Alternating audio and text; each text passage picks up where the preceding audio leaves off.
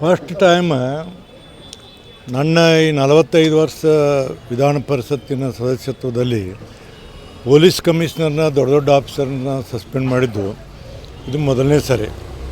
ಆಮೇಲೆ ಯಾರು ಮಾಡಿದರೂ ಏನು ಇದಕ್ಕೆ ತಾಳ ಮೇಳ ಇಲ್ಲ. ಇದನ್ನು ಒಂದು ಡೇಟ್ ಫಿಕ್ಸ್ ಮಾಡಿ, ಒಂದು ಟೈಮ್ ಫಿಕ್ಸ್ ಮಾಡಿ ಇದನ್ನೇನಾದರೂ ಮಾಡಬೇಕಾಗಿತ್ತು. ಒಮ್ಮಿಂದೊಮ್ಮಿಗಲೇ ನೀವು ಅನೌನ್ಸ್ ಮಾಡಿಬಿಟ್ಟು ರಾತ್ರಿ 12 ಗಂಟೆಗೆ ಸುಮಾರು 10-15 ಲಕ್ಷ ಜನ ಕೂಡ್ಯಾರ. ಪರಿಸ್ಥಿತಿ ಏನಾಗಬೇಕು? ನಿನ್ನೆ ಒಬ್ಬ ಹೆಣ್ಮಗಳು ತನ್ನ ಮಗನ ಕಳ್ಕೊಂಡಿದ್ದ, ಕಣ್ಣ ನೀರು ಬಂದು ನಮಗೆ. ಇದು ಯಾರು ಮತ್ತು ಇದಕ್ಕೆ ಪೊಲೀಸರು ಪರ್ಮಿಷನ್ ಇಲ್ಲ, ಡಿ ಪಿ ಆರ್ ಮಾತಾಡಿ ಸೆಕ್ರೆಟರಿ ಪರ್ಮಿಷನ್ ಇಲ್ಲ.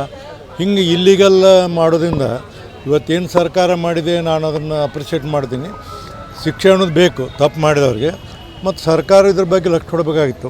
ಹೋಮ್ ಡಿಪಾರ್ಟ್ಮೆಂಟ್ ಭಾಳ ಪ್ರಿಕಾಷನರಿ ಮೆಜರ್ ತೊಗೋಬೇಕಾಗಿತ್ತು. ಮತ್ತೀಗ ಅಧಿಕಾರಿಗಳು ಸಹಿತ ಇದನ್ನು ಅಲೋ ಮಾಡಬಾರ್ದಾಗಿತ್ತು.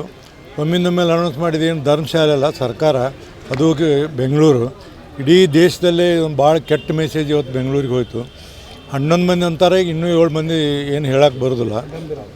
ನಿನ್ನ ನಾನು ನೋಡಿದೆ ಪಾಪ 13 ಆಗ್ಯಾವ. ಇನ್ನೂ 5-6-7 ಜನ ಉಳಿತಾರೋ ಇಲ್ಲೋ ಗೊತ್ತಿಲ್ಲ. ಬಟ್ ಭಾಳ ನೋವಿನ ಸಂಗತಿ ಅಂದರೆ ಆ ಮಕ್ಕಳಿಗೆಲ್ಲ ಓದಿದಾಗ ಅವ್ರು ಏನೇನು ಇಟ್ಕೊಂಡಿದ್ರು, ಅವ್ರು ಏನು ಮಾಡ್ಬೇಕಂದಿದ್ರು, ಮುಂದೆ ಏನು ಕಲಿಬೇಕನ್ನೋದು ಎಲ್ಲ ಭಾಳ ಅಂಥ ತಂದೆ ತಾಯಿಗಳ ಪರಿಸ್ಥಿತಿ ನೋಡಬಾರ್ದು.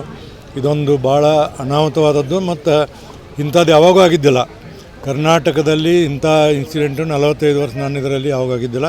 ಇದೊಂದು ದುರದೃಷ್ಟಕರ. ಮತ್ತು ಅಧಿಕಾರಿಗಳು ಯಾರ್ಯಾರು ಅಧಿಕಾರಿಗಳು ಅವತ್ತು ಏನಾದರೂ ಸ್ಟ್ರಿಕ್ಟ್ ಮಾಡಿ ಆಗಬೇಕಂದಾಗ ಪೊಲೀಸ್ ವ್ಯಾನ್ ಹಾಕಿ ಲಾಠಿ ಚಾರ್ಜ್ ಮಾಡಿ ಕಳಿಸ್ಬೇಕಾಗಿತ್ತು. ಅಥವಾ ಅವ್ರನ್ನೆಲ್ಲ ಸುಮ್ಮನೆ ಇದ್ದಾರೆ ಇವರು. ಅಡ್ಡಾಡಿದ ಕೂಡ ಜನ ಬರ್ತಾರೆ. 20 ಲಕ್ಷ ಗಂಟೆ ಜನ ಬಂದರೆ ಕಂಟ್ರೋಲ್ ಮಾಡೋಕ್ಕಾಗತ್ತೆ ಇನ್ನೋದು. ಮತ್ತು ಅದನ್ನು ಅನೌನ್ಸ್ ಮಾಡ್ಬೇಕಾದ್ರೆ ಸರ್ಕಾರ ಸಹಿತ ಸಂಬಂಧಪಟ್ಟವ್ರು ಚರ್ಚೆ ಮಾಡಿ ಮಾತಾಡಿ ಒಂದು ಡೇಟ್ ಫಿಕ್ಸ್ ಮಾಡಿ, ಟೈಮ್ ಫಿಕ್ಸ್ ಮಾಡಿ, ಎಲ್ಲಾದರೂ ಒಂದು ದೊಡ್ಡದಾದಂಥ ಒಂದು ಗ್ರೌಂಡು ಮತ್ತೊಂದು ಮಾಡಿದ್ರೆ ಏನಾವತ್ತು ಹಾಕಿದ್ದಿಲ್ಲ. ಎಲ್ಲರೂ ತಪ್ಪೈತಿ. ತಪ್ಪಿದ್ದಕ್ಕೆ ಅದಕ್ಕೇನು ಸರ್ಕಾರ ಏನು ಕ್ರಮ ತೊಗೊಂಡೈತಿ, ನಾ ಕ್ರಮ ತೊಗೊಂಡು ಅಪ್ರಿಷಿಯೇಟ್ ಮಾಡ್ತೀವಿ. ದುಡುಕಿ ನಿರ್ಧಾರ ಅಂತಾರೆ ಸರ್ಕಾರದ ಎಲ್ಲರದು ದುಡುಕಿ ನಿರ್ಧಾರ.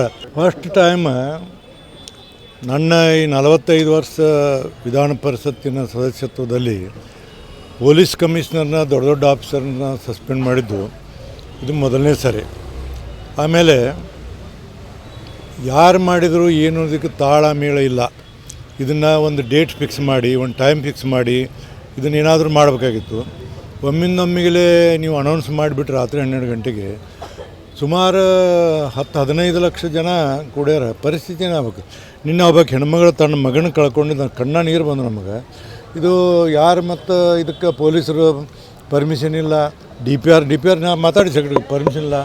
ಹಿಂಗೆ ಇಲ್ಲಿಗಲ್ ಮಾಡೋದ್ರಿಂದ ಇವತ್ತೇನು ಸರ್ಕಾರ ಮಾಡಿದೆ ನಾನು ಅದನ್ನು ಅಪ್ರಿಷಿಯೇಟ್ ಮಾಡ್ತೀನಿ. ಶಿಕ್ಷೆ ಅನ್ನೋದು ಬೇಕು ತಪ್ಪು ಮಾಡಿದವ್ರಿಗೆ. ಮತ್ತು ಸರ್ಕಾರ ಇದ್ರ ಬಗ್ಗೆ ಲಕ್ಷ್ಯ ಕೊಡಬೇಕಾಗಿತ್ತು. ಹೋಮ್ ಡಿಪಾರ್ಟ್ಮೆಂಟ್ ಭಾಳ ಪ್ರಿಕಾಷನರಿ ಮೆಜರ್ ತೊಗೋಬೇಕಾಗಿತ್ತು.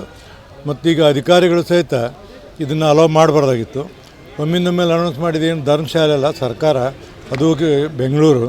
ಇಡೀ ದೇಶದಲ್ಲೇ ಒಂದು ಭಾಳ ಕೆಟ್ಟ ಮೆಸೇಜ್ ಇವತ್ತು ಬೆಂಗಳೂರಿಗೆ ಹೋಯಿತು. 11 ಮಂದಿ ಅಂತಾರೆ, ಇನ್ನೂ 7 ಮಂದಿ ಏನು ಹೇಳಕ್ಕೆ ಬರೋದಿಲ್ಲ.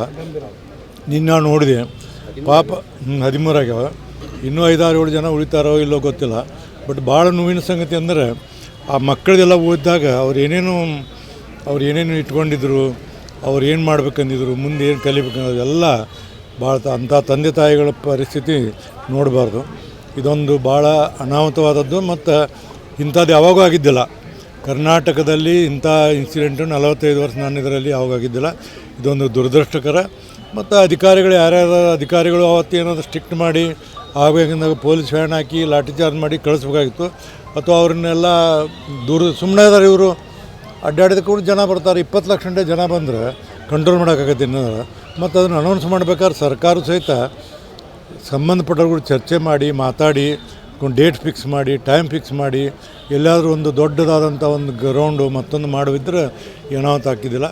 ಎಲ್ಲರೂ ತಪ್ಪೈತಿ. ತಪ್ಪಿದ್ದಕ್ಕೆ ಅದಕ್ಕೇನು ಸರ್ಕಾರ ಏನು ಕ್ರಮ ತೊಗೊಂಡೈತಿ, ನಾ ಕ್ರಮ ತೊಗೊಂಡು ಅಪ್ರಿಷಿಯೇಟ್ ಮಾಡ್ತೀವಿ. ದುಡುಕಿ ನಿರ್ಧಾರ ಅಂತಾರೆ ಸರ್ಕಾರದ ಎಲ್ಲರದು ದುಡುಕಿ ನಿರ್ಧಾರ.